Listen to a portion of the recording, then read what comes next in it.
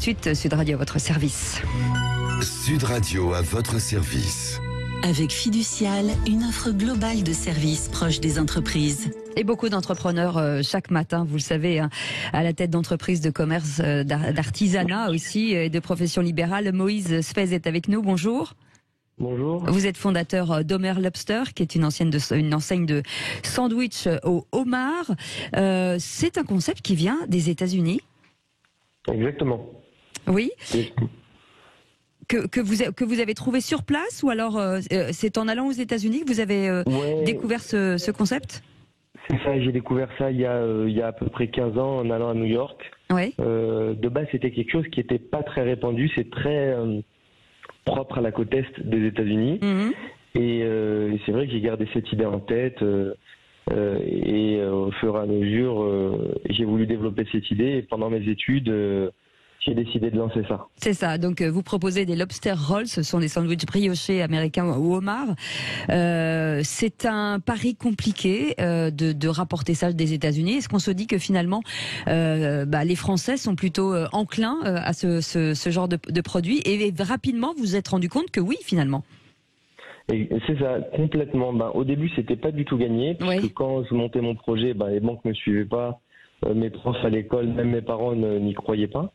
Et c'est vrai que quand on annonce mettre du homard dans du pain, ça paraît super étrange. Après, voilà, quoi. On a réussi à créer un pain brioché sympa. Là-bas, ils utilisent des petits pains hot dog. Et c'est vrai que ça a plu tout de suite. On n'a pas attendu très longtemps. Et même en 2018, on a gagné le championnat du monde. Ouais, c'est dans le Maine. C'est ce que j'allais vous dire. Ouais, ce qui était extraordinaire face à des Américains, c'est quand même dingue. Ah, c'est même incroyable. C'était pas du tout prévu dans le planning. Ça. Oui, j'imagine. Il paraît même que lorsque vous êtes allé sur place, vous vous aurez rendu compte qu'il fallait faire 500 sandwichs et vous n'étiez pas forcément préparé à ça.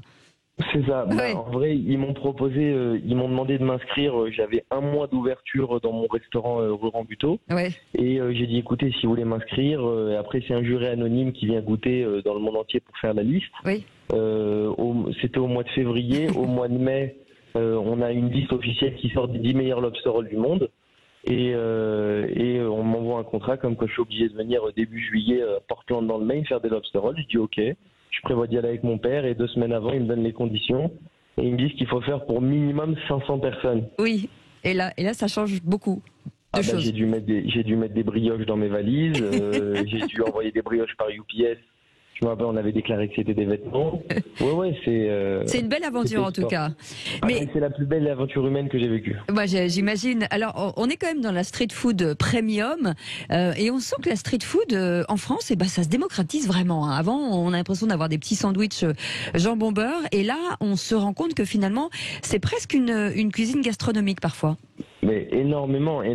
C'est vrai que si on prend sur les 10 dernières années, de base, la street food, c'est des sandwichs qu'on pouvait acheter à la boulangerie. Aujourd'hui, la street food devient un élément majeur de la restauration en France. Mais on voit, c'est quelque chose qui existe déjà depuis pas mal de temps dans les pays anglo-saxons. Mm-hmm.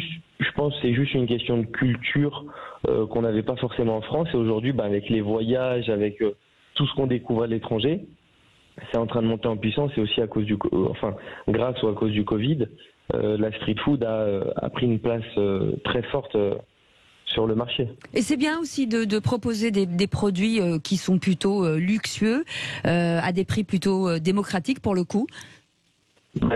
C'est ça. Moi, mon concept, on peut le voir de 2 différents angles. D'accord. Soit on peut voir que c'est street food de luxe, donc je vais être cher pour de la street food, et d'autres personnes vont trouver qu'au contraire, je suis pas cher du tout pour du homard. Je vends un sandwich au homard à moins de 20 €. Il y a au minimum un demi-homard dans le sandwich. Je vends même aujourd'hui, j'ai réussi à démocratiser et proposer du caviar à ma carte. D'une grande maison. Donc oui, ça dépend comment on le perçoit, mais en tout cas, il y en a pour tous les goûts, ça c'est sûr. On peut se faire plaisir. On n'est pas vraiment dans la gastronomie, mais en tout cas, on est dans un produit assez premium. Vous vous développez aussi en France de 2 manières, avec ce qu'on appelle des pop-up stores, c'est-à-dire que sont presque des sites éphémères, mais aussi des restaurants. C'est ça. Aujourd'hui, on comptabilise 7 points de vente au total. Donc on va avoir 2 restaurants fixes sur Paris, un dans le Marais et à Saint-Germain, un restaurant fixe sur le port de Saint-Tropez qu'on a ouvert au mois de mai dernier.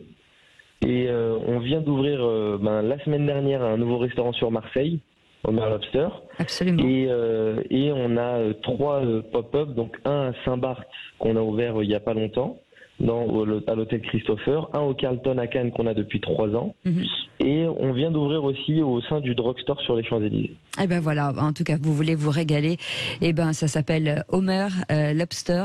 Merci d'avoir été avec nous, hein, Maurice Spez, et on vous souhaite bien sûr beaucoup de succès. Restez avec nous et ça nous fait plaisir tous les matins de parler à des entrepreneurs. C'est le Grand Matin Sud Radio, il est 6h56. Sud Radio à votre service. Avec Fiducial, une offre globale de services proches des entreprises.